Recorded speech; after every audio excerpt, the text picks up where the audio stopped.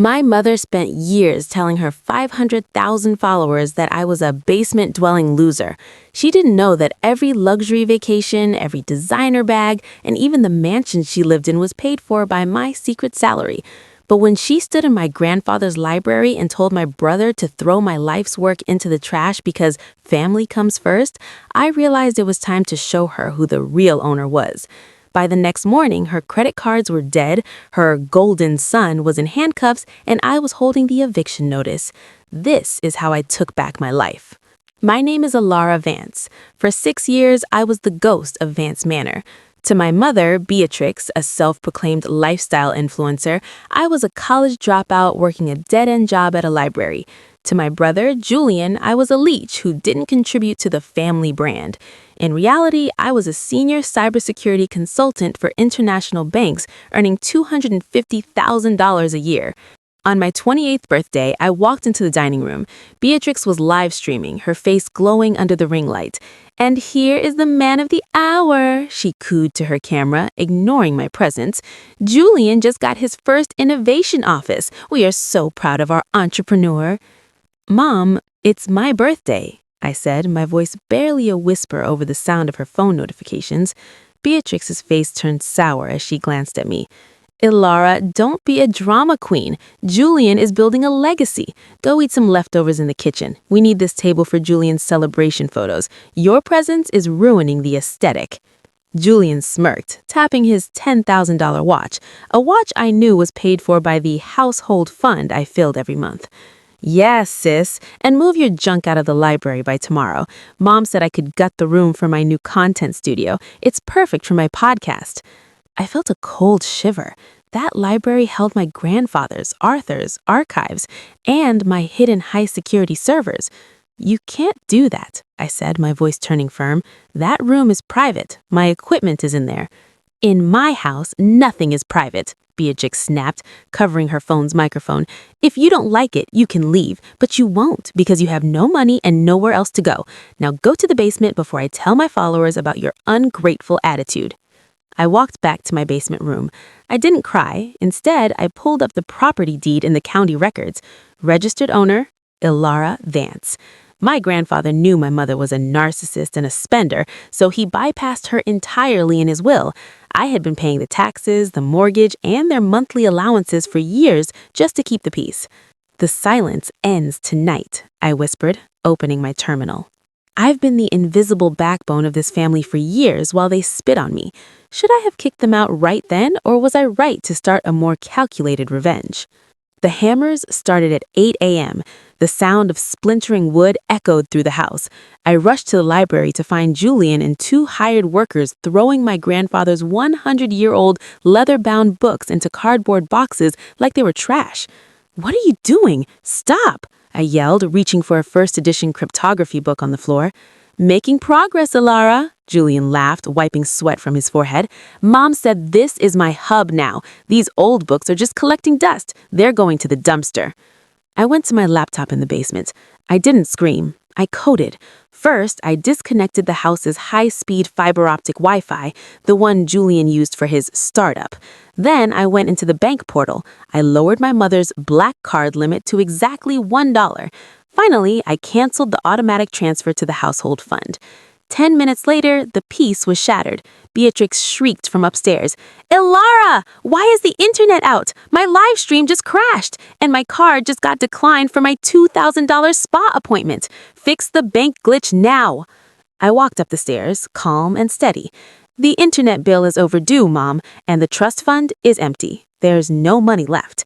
"Liar!" she screamed, her face turning a deep red shade. "Grandpa left millions in that account." "Grandpa left nothing but a house," I said, leaning against the doorframe. "I've been the one putting $15,000 in that account every month, but since you're destroying my library and my career equipment, I've decided to retire from being your bank. Good luck with the bills." Just then, 2 private security guards I had hired arrived at the front door. "Can I help you?" Beatrix asked, trying to look polite, thinking they were fans or delivery men. "Ma'am, we are here to secure the property of Elara Vance and supervise the removal of unauthorized individuals." "Elara? She's just a tenant. She lives in my basement." Beatrix laughed hysterically. Actually, I said, handing her a notarized copy of the deed, I'm the legal owner, and Julian, if you touch one more book or server in that room, I'm filing charges for grand larceny and destruction of private property. You have 24 hours to leave. The look on my mother's face when she realized I owned the house was the best gift I ever received. Have you ever had a moment where you finally stood up to a family member who took everything from you? Beatrix realized she couldn't win legally in that moment, so she went to her favorite weapon, her audience. She hit the Go Live button on her phone, her face instantly melting into fake tears. "Everyone, help me!" she sobbed into the camera, her voice trembling. "My daughter, Elara, has hired armed thugs to kick me out of my own home. She's mentally unstable and trying to steal my property. She's jealous of my success and wants me to be on the street. Share this. Cancel her. We need justice." The comments flooded in. "Monster! How could she do this to Beatrix? Dox her. We need to find where she works." I didn't hide. I walked right into the frame of her camera. I didn't look crazy. I looked like a CEO. "To the 80,000 people watching," I said, holding up my tablet, "my name is Elara Vance. For 6 years, I have been a senior cybersecurity consultant. Here is a real-time ledger of the Vance Trust. You will see that every single dollar my mother has spent on her luxury lifestyle came directly from my salary. She hasn't made a single cent of profit since 2019. I swiped the screen to show the property deed. And here is the deed, signed by Arthur Vance, leaving this house to me. My mother is not being evicted from her home. She is being asked to leave my home because she tried to destroy our grandfather's legacy and my career. She is the real Leech." The tide in the comments turned like a shark sensing blood. "Wait, she's the one paying for everything? Beatrix, you lied to us? Look at the bank logs. The daughter is the breadwinner." My mother's face went pale. A notification popped up on her screen. Her biggest sponsor, a skincare brand, commented live, "We do not support financial abuse or exploitation. Our contract with Beatrix Vance is terminated immediately." "You ruined my life," she hissed, her eyes filled with hate, as she ended the stream. "No, Mom," I said, turning away. "The truth ruined your lie. I just provided the light." My mother tried to use 500,000 people to bully me into giving up my inheritance. Do you think public exposure was too much, or was it the only way to stop a narcissist who lives for the spotlight? Julian was desperate. He had promised his investors a new tech hub, and without my library or my servers, he had nothing. At 2 a.m., my silent alarm pinged. Someone was in the library. I opened my laptop and watched the hidden infrared cameras. Julian and 2 of his friends were using a crowbar to pry open my server cabinet. "If we get these encryption keys, we can sell them to the highest bidder on the dark web. Elara will be ruined, and we'll have enough money to buy 10 of these houses. She's just a girl. She won't even know they're gone until morning." I didn't run to the library. I didn't put myself in danger.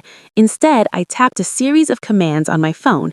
Suddenly, red emergency lights flooded the library, and high tensile steel shutters slammed shut over the doors and windows, locking them inside. I walked to the library door and spoke through the intercom. "The FBI and the local sheriff are already on their way, Julian. Attempted theft of high-level bank encryption protocols is a federal offense. You're not just stealing from me, you're committing national security crimes." "Elara, open this door right now!" Julian screamed, kicking the steel shutters. "I'm your brother. You can't do this to me." My mother ran into the hallway in her silk robe. "Let him out, Elara. He's just a boy. So what if he took some computer parts? You have plenty of money. Why are you being so cruel?" "He tried to commit a crime that could put thousands of people's bank accounts and privacy at risk, Mom. This isn't family drama. This is a felony, and you encouraged him." The police arrived 10 minutes later. As Julian was dragged out of the manor in handcuffs, he screamed that I was a traitor and that he would get revenge. "A traitor to what, Julian?" I asked as the police car doors closed. "To a family that treated me like trash while I paid for your watches and your cars? I think I've been more than loyal. Now it's time for justice." Julian tried to steal my life's work to save his own failing ego. My mother actually defended his crime because family comes first. What would you do if your own sibling tried to destroy your livelihood for money? Beatrix didn't give up even after Julian was arrested. She hired a cheap lawyer and sued me, claiming Grandpa Arthur was suffering from dementia when he wrote the will. She brought in fake witnesses, her old influencer friends, to testify that he was confused and paranoid. In the courtroom, my mother looked at the judge with artificial tears. "Your Honor, my daughter manipulated a dying old man. He always wanted me to have the manor to continue the family legacy. Elara stole his mind." My lawyer stood up, smiling. Actually, Arthur Vance was a world-class cryptographer. He knew exactly what he was doing. He left a biometric-locked video file that can only be opened by Elara's unique signature. The screen in the courtroom flickered to life. There was my grandfather, looking sharp, healthy, and very much in control. I am making this video because I know my daughter Beatrix will try to lie after I'm gone, Arthur's voice boomed. I am leaving everything to Elara because she is the only one who actually loves this family for who we are, not what we own. Beatrix, I've seen you try to forge my signature on bank checks while I was in the hospital. Julian, I've seen you steal from my safe. You were both leeches. Elara is the only Vance left with a soul. The video even showed hidden camera footage of my mother in the hospital room, complaining on the phone that Grandpa was taking too long to die because she needed the house for a photo shoot. The judge's face turned into a mask of disgust. She dismissed the case immediately. "Mrs. Vance, you are lucky I don't charge you with perjury and elder abuse right now. Get out of my sight." Beatrix fell to her knees, sobbing, not for her father, but because she knew she had finally lost everything. Grandpa Arthur saw the truth from the very beginning and planned his revenge from beyond the grave. Do you think it's right for a parent to completely disinherit a child based on their toxic behavior? 1 month later, Vance Manor was finally quiet. Julian was serving a 5-year sentence in federal prison.